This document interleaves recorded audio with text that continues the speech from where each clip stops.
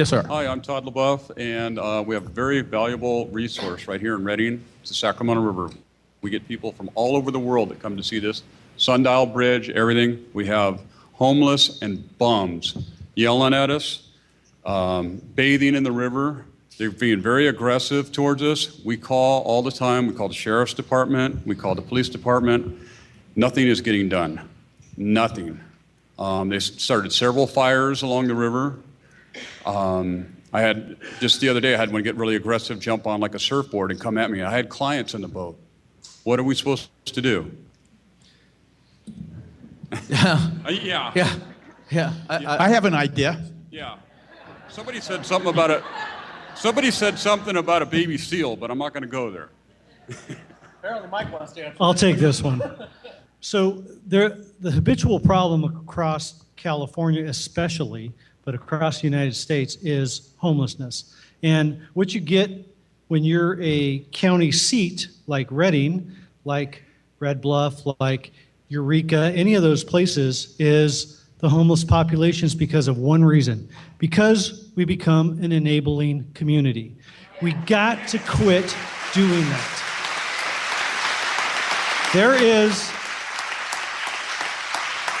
It's not the popular opinion, and it's not the thing that you'll hear most people come out and say, because they don't want to face the critics who will tell you that homelessness is poor people can't afford or been generally displaced. And I'm here to tell you, because I've kept personal stats on it in the past, the majority of the people that are homeless by a lifestyle choice or because we just feed them, clothe, bathe, free needles, free everything.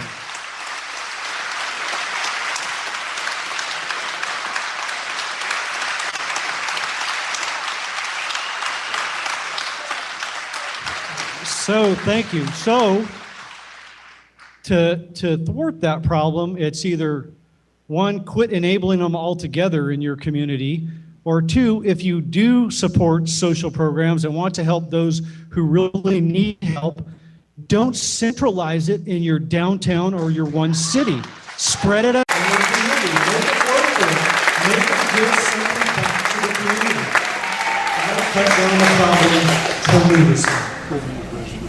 I see several law enforcement agencies, but I don't see Fish and Game here. Can they do anything about that? The honest answer to that is, I don't know. I think they haven't catch any Fish and Game when I was 18, so I don't talk to them much. To give you guys kind of perspective too of where the problem of homelessness in the state of California is, Chief Johnson and I went down to the California Police Chiefs Conference, and one of the topics that the classes that they held for police chiefs was strategies to deal with the homeless. And the three presenting chiefs at that were San Luis Obispo, Santa Barbara, and Ventura. Not four communities, but all county seats. So county seat is part of the problem because this is where centralized resources are.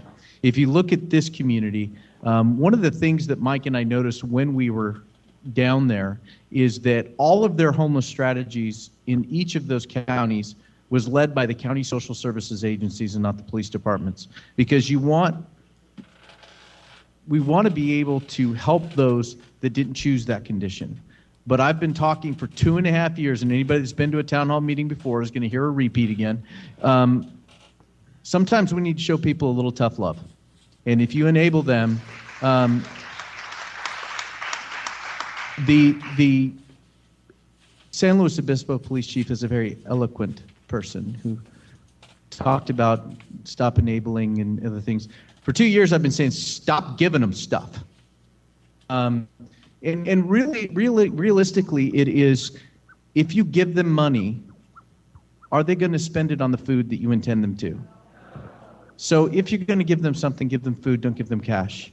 2.5 years ago, we put coupons on the Redding Police Department website that people can print out and cut up, and so you can hand them that. And it refers them to the Rescue Mission, People of Progress, to the charities that are in place that will help them solve the condition of homelessness. I can tell you that the hardest working guy in the Redding Police Department probably is that man sitting right over there. Bob, stand up for me. Yeah, that's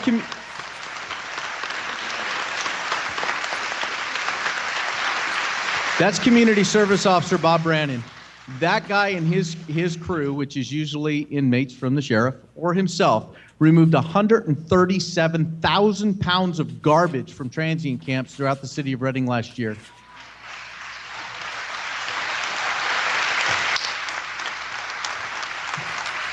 And there's so much of it that I've had to restrict him to just the public open space. If you go up to Mercy Hospital and you look into Linden Canyon and you look just to see what a private citizen, where's Nick Bundy? Nick, stand up. That guy right there, let me tell you the restrictions that I have when it comes to dealing with a homeless camp. We used to be able to go in and bulldoze it. I can't now. Bob has to tag it. Bob has to wait 7 to 10 days. Then we have to bag all their property, and then we have to store it for 90 days in case they want to come claim it.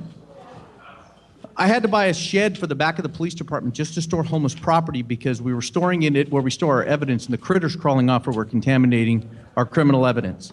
So, as you can tell, this is a frustrating problem. Nick Bundy called if you look at Linden Canyon, every single one of those properties is an independent owner, most of which don't live here. That guy took it upon himself to contact the major property owner, and he called me and said, hey, does Bob want to come help me? I said, yeah, if you want 7 to 10 days to do your cleanup. He took 2 tractors down there the next day, removed 8,000 pounds of garbage, and cleaned out all the... So,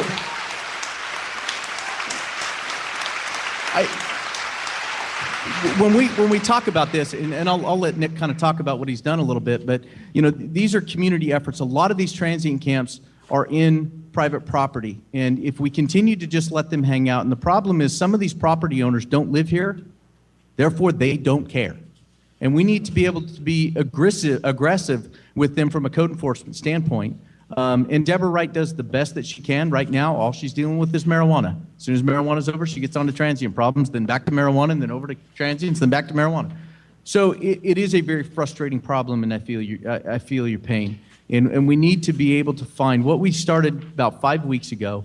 There are 2 mental health workers with County Social Services that are on grants to go out and make contact with the homeless and help the mentally ill homeless that were afraid to go out into the transient camps because it's true women. We have eligibility workers at County Social Services designed to solve the condition of homelessness. So we partnered, Mike and I got all of them together with the sheriff, and 2 days a week now I pulled an officer out of patrol.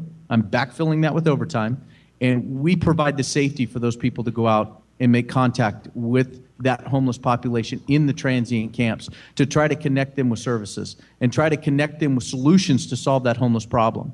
I'm lucky. My parents have been married for 50 years, and I had them leave it to beaver childhood. Most of these people didn't. So we need to find a way to be empathetic to those that didn't choose that condition, but show a little tough love to those that do. And that starts with this community, and it starts with this community. If you want to give to the homeless, give to the charities that service the homeless.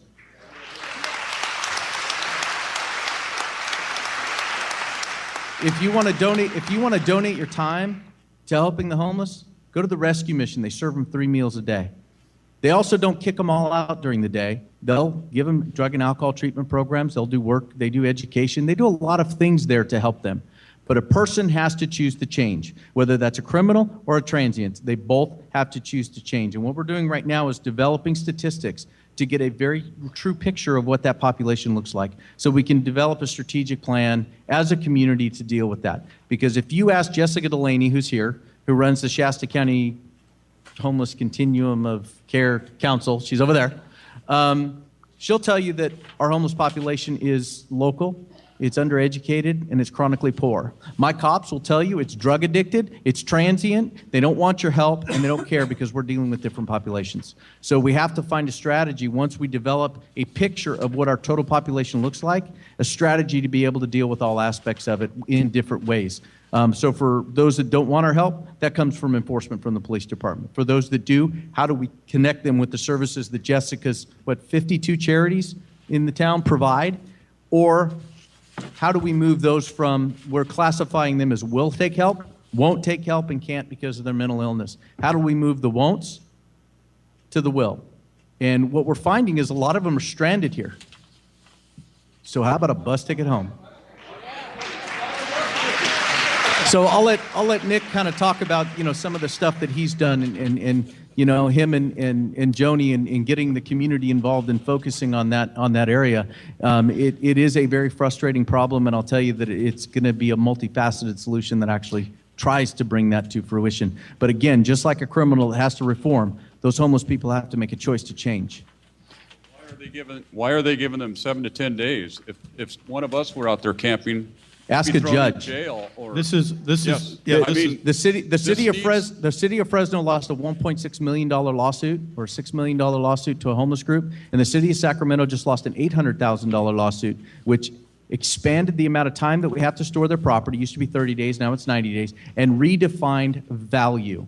So typically before, if something was so urine and feces encrusted that Bob would throw it away. Now we have to store it. So it has redefined value on the site of the homeless person, and we are restricted more and more and more by the courts. And I think the next move, quite frankly, I fear, is that Bob's just going to be able to pick up trash. We're going to have to leave their tents and sleeping bags there. But we have charities that are giving them those tents and sleeping bags and enabling their comfort and condition.